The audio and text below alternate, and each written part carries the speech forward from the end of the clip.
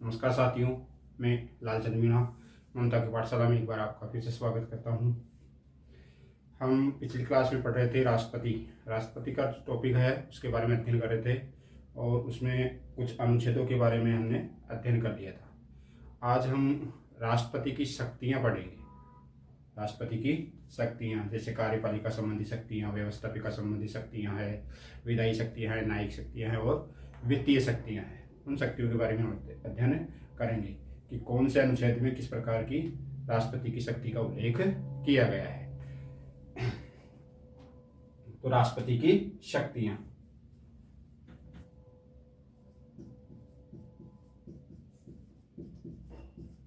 राष्ट्रपति की शक्तियाँ,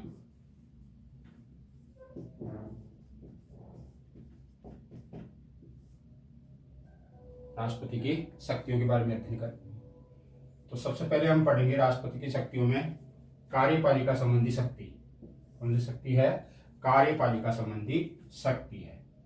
सबसे पहले है कार्यपालिका, कार्यपालिका संबंधी शक्तियां।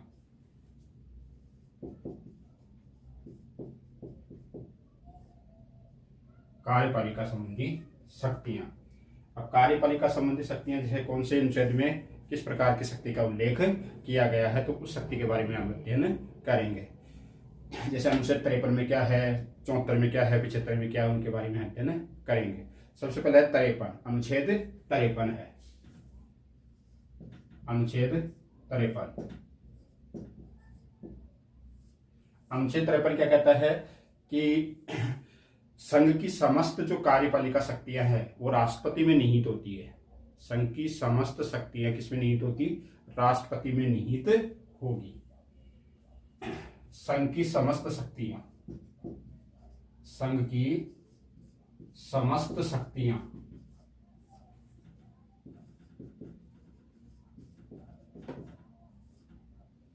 शक्तियां राष्ट्रपति में निहित होगी, राष्ट्रपति में निहित होगी।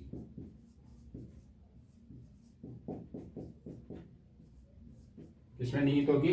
राष्ट्रपति में निहित होगी। संघ की समस्त जितनी भी कार्यपालिका संबंधी शक्तियां हैं वो किसमें निहित होगी? राष्ट्रपति में निहित होगी। यानी कि राष्ट्रपति के नाम से वो कार्यपालिका शक्तियां मतलब कार्यपालिका अपना कार्य करेगी। फिर अनुच्छेद 74, अनुच्छेद 74 74 मंत्री परिषद का गठन। अनुच्छेद 74 क्या कहता है कि मंत्री परिषद का गठन करेगा। राष्ट्रपति क्या करेगा? अपनी सहायता के लिए मंत्री परिषद का गठन करेगा। इसका उल्लेख कौन से अनुच्छेद में है? तो अनुच्छेद 74 में मंत्री परिषद का गठन, मंत्री परिषद का गठन। राष्ट्रपति क्या करेगा? मंत्री परिषद का गठन करेगा। किस लिए करेगा? अपनी सहायता के लिए। अपनी सहायता के लिए राष्ट्रपति अपनी मंत्री परिषद का गठन करेगा। अनुच्छेद 75 पीएम, अनुच्छेद 75 क्या कहता है? पीएम की नियुक्ति किसके द्वारा? राष्ट्रपति के द्वारा। 75 में पीएम की नियुक्ति किसके द्वारा होगी? राष्ट्रपति के द्वारा होगी। और पीएम के परामर्श से अन्य मंत्रियों की नियुक्ति राष्ट्रपति करता है। जिस व्यक्ति की सिफारिश राष्ट्रपति करेगा वो प्रधानमंत्री करता है, उसकी नियुक्ति राष्ट्रपति मंत्री के रूप में करता है। तो पीएम की नियुक्ति, प्रधानमंत्री, पीएम व अन्य मंत्रियों की नियुक्ति, अन्य मंत्रियों की नियुक्ति। पीएम की नियुक्ति और अन्य मंत्रियों की नियुक्ति किसके द्वारा की जाएगी? राष्ट्रपति के द्वारा। कौन सा अनुच्छेद कहता है? 75, पीएम से 75 है।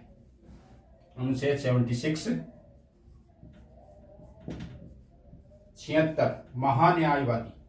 अनुच्छेद 76 क्या कहता है कि राष्ट्रपति जो है वो भारत के महान्यायवादी की नियुक्ति करेगा। इसकी नियुक्ति करेगा? महान्यायवादी की नियुक्ति।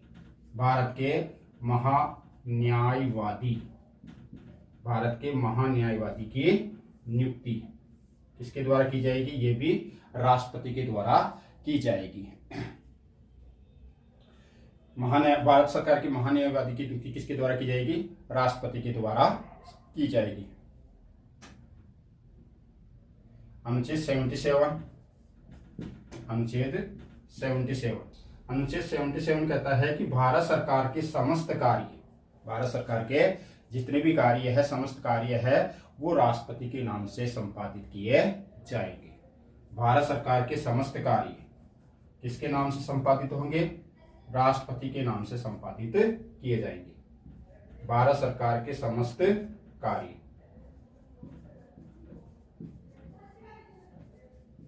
ये भी किसके नाम से संपादित किए जाएंगे?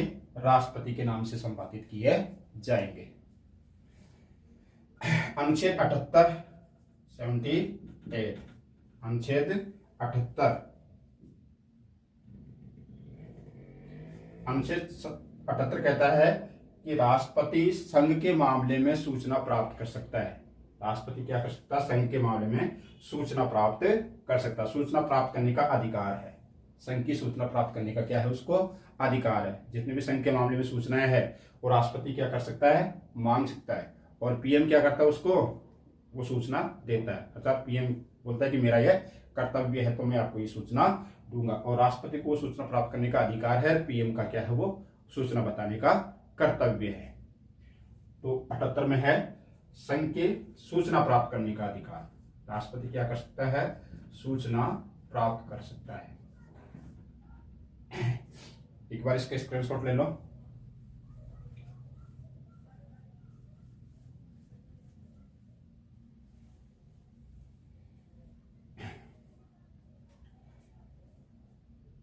कार्यपालिका संबंधी शक्तियां हैं। संघ की समस्त शक्तियां किसमें निहित है? राष्ट्रपति में निहित है। राष्ट्रपति में निहित होगी। मंत्रिपरिषद का गठन 74 क्या कहता है कि राष्ट्रपति मंत्रिपरिषद का क्या करेगा? गठन करेगा। वो किसके लिए करेगा? वो अपने खुद के लिए, यानी कि खुद की सहायता के लिए मंत्रिपरिषद का गठन करता है। पीएम की नियुक्ति, अनुच्छेद 75, 75 पीएम और अन्य मंत्रियों की नियुक्ति, अन्य मंत्रियों की नियुक्ति प्रधानमंत्री की सलाह पर करता है। और 76 क्या कहता है? भारत सरकार के महान्यायवादी की नियुक्ति भी किसके द्वारा की जाएगी? राष्ट्रपति के द्वारा की जाएगी। और 77 कहता है कि भारत सरकार के समस्त कार्य जो संपादित किए जाते हैं वो भी राष्ट्रपति के नाम से ही किए जाते हैं। राष्ट्रपति के नाम से किए जाते हैं, लेकिन इनको करवाता कौन है? पीएम करवाता है। अनुच्छेद 78 कहता है क्या? सूचना प्राप्त, संघ के मामलों में सूचना प्राप्त करने का अधिकार किसको है? राष्ट्रपति को है। और प्रधानमंत्री उसको सूचना कर देने का क्या है? कर्तव्य है। तो ये कुछ अनुच्छेद थे जिसके बारे में राष्ट्रपति के कार्यपालिका संबंधी शक्तियां दे रखी है। एक दो और ये कार्यपालिका में, जैसे अनुच्छेद 155 है। अनुच्छेद 155 राज्यों के राज्यपालों की नियुक्ति। 155 क्या कहता है? राज्य के या जितने भी भारत सरकार के राज्य हैं उन राज्यों के राज्यपालों की नियुक्ति किसके द्वारा की जाएगी? वो भी राष्ट्रपति के द्वारा की जाएगी। अनुच्छेद 55, 155, अनुच्छेद 155 क्या कहता है? राज्यों के राज्यपालों की नियुक्ति, यानी कि राज्यपाल की नियुक्ति ये भी किसके द्वारा की जाएगी? राष्ट्रपति के द्वारा की जाएगी। राज्यों के राज्यपाल की नियुक्ति कौन करेगा? राष्ट्रपति करेगा। अनुच्छेद 155 कहता है, अनुच्छेद 324, अनुच्छेद 324, अनुच्छेद 324 में प्रावधान है कि चुनाव आयुक्तों की जो नियुक्ति है वो भी राष्ट्रपति के द्वारा ही की जाएगी। चुनाव आयुक्तों की नियुक्ति, चुनाव आयुक्तों की नियुक्ति ये भी किसके नाम से की जाएगी? राष्ट्रपति के नाम से की जाएगी। या इनकी नियुक्ति भी कौन करता है? राष्ट्रपति। जितने भी चुनाव आयुक्त है या आयुक्त है उनकी नियुक्ति भी कौन करता है? राष्ट्रपति के नाम से की जाती है या राष्ट्रपति करता है। तो ये राष्ट्रपति की शक्तियों में कार्यपालिका संबंधी कुछ शक्तियां राष्ट्रपति की थी। अब पढ़ेंगे हम कुछ दूसरे नंबर की ये तो थी कार्यपालिका संबंधी। अब पढ़ेंगे हम न्यायिक शक्तियां, राष्ट्रपति की न्यायिक शक्तियां।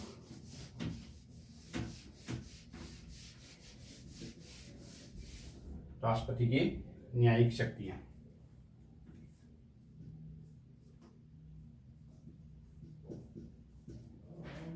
न्यायिक शक्तियां,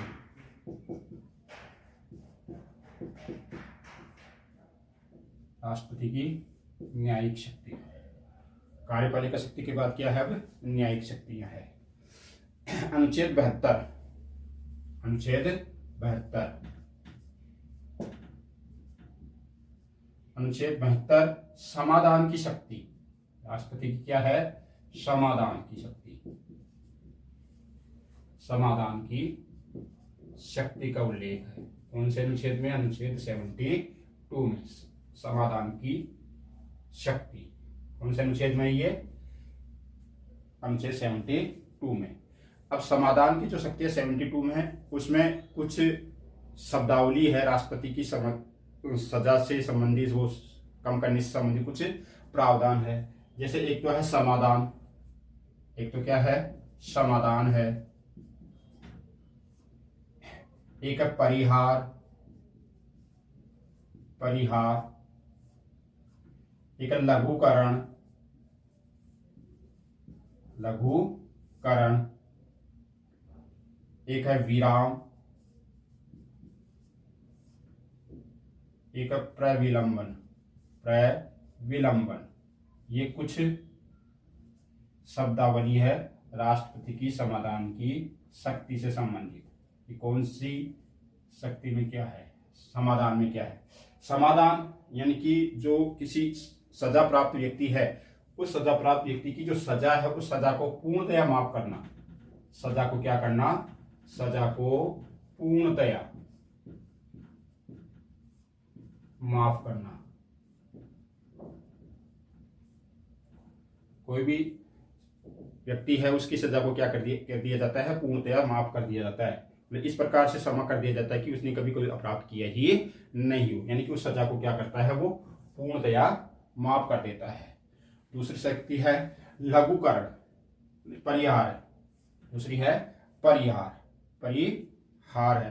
परिहार के अंदर क्या होता है, जो सजा है उस सजा की प्रकृति को बदले बिना, सजा की प्रकृति, सजा की प्रकृति, सजा की प्रकृति को बदले बिना, जो सजा है उसकी प्रकृति को नहीं बदला जाता है, और प्रकृति को बदले बिना ही क्या किया जाता है, उस सजा को कुछ कम किया जाता है। यानी कि प्रकृति को ना बदल, सजा तो वही रहेगी लेकिन उस सजा को क्या किया जाएगा, कम किया जाएगा। तो उसके लिए ये शब्द जो यूज किया जाता है वो है परिहार। सजा को पूर्णतया माफ किया जाता है तो उसके लिए शब्द यूज किया जाता है समाधान। अब लघुकरण, इसमें तो क्या था, सजा की प्रकृति को बदले बिना सजा को कम करना। सजा को क्या करना है, कम करना, सजा को कम करना। और इसमें क्या है, लघुकरण में प्रकृति को बदलकर, सजा की प्रकृति को बदलकर, सजा की प्रकृति को बदलकर, प्रकृति को बदलकर सजा को कम करना।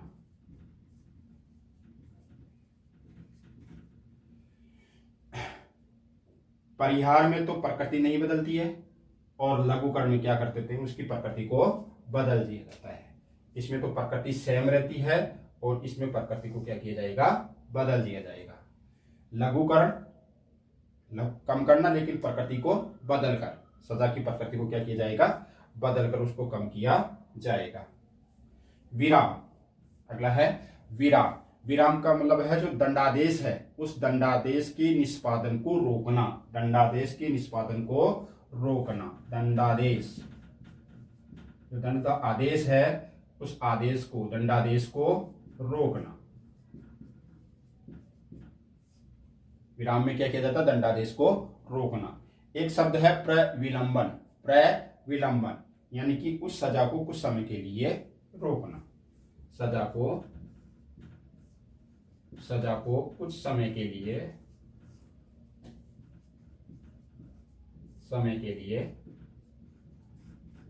रोकना, सजा को कुछ समय के लिए रोकना। तो ये अनुच्छेद 72 में राष्ट्रपति की न्यायिक शक्तियां और समाधान की शक्तियों से संबंधित प्रावधान दिया गया है, जिसमें कुछ शब्दावली यूज की गई है। समाधान है, परिहार है, लघुकरण है, विराम है और प्रविलंबन है। तो इन शब्दों के बारे में पूछ लिया जाता है, जैसे सजा की प्रकृति को बदले बिना, सजा की प्रकृति को बदले बिना सजा को कम करना कहलाता है समाधान, लघुकरण, परिहार, विराम या प्रविलंब। तो परिहार प्रकृति को बदले बिना सजा को कम करना, लघुकरण तो बदल कर, प्रकृति को बदल कर, सजा को तो कम किया जाएगा लेकिन उसकी प्रकृति को क्या किया जाएगा, बदला जाएगा। तो ये अनुच्छेद 72 में कुछ प्रावधान दिया गया समाधान की शक्ति का। एक बार स्क्रीनशॉट ले लो इसका।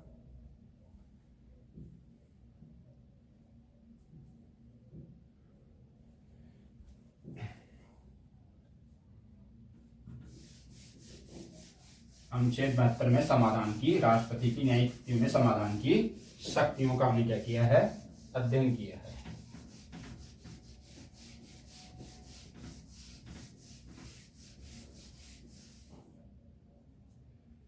बहत्तर में क्या था, समाधान की शक्तियां। अनुच्छेद 124, अनुच्छेद 124, अनुच्छेद 124 में प्रावधान है कि जो एससी है यानी कि अपना सुप्रीम कोर्ट है, सर्वोच्च न्यायालय, उस सर्वोच्च न्यायालय के मुख्य न्यायाधीश की नियुक्ति करना। एससी के सुप्रीम कोर्ट, एससी के सीजे, किसकी नियुक्ति करना, सीजे की नियुक्ति करना। सीजे चीफ जस्टिस यानी कि मुख्य न्यायाधीश, एससी के सीजे की नियुक्ति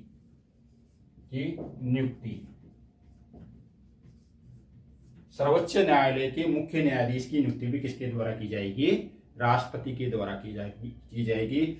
इसका उल्लेख कौन से अनुच्छेद में है, 124 यानी कि 124 में। 124 कहता है कि राष्ट्रपति भारत के सर्वोच्च न्यायालय के मुख्य न्यायाधीश की क्या करेगा, नियुक्ति करेगा। अनुच्छेद अगला है 124 में तो क्या है, सुप्रीम कोर्ट के मुख्य न्यायाधीश की नियुक्ति करेगा। और अनुच्छेद अगला है 126 की एससी का जो कार्यकारी मुख्य न्यायाधीश है, 126 अनुच्छेद 126, इसमें तो मुख्य न्यायाधीश, अब इसमें है एससी के कार्यकारी, एससी के कार्यकारी मुख्य न्यायाधीश की नियुक्ति।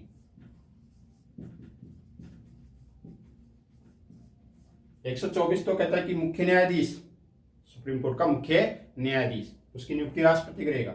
और 126 में क्या प्रावधान है कि एससी यानी कि सर्वोच्च न्यायालय के जो कार्यकारी मुख्य न्यायाधीश है उसकी नियुक्ति भी कौन करता है, राष्ट्रपति के द्वारा की जाती है।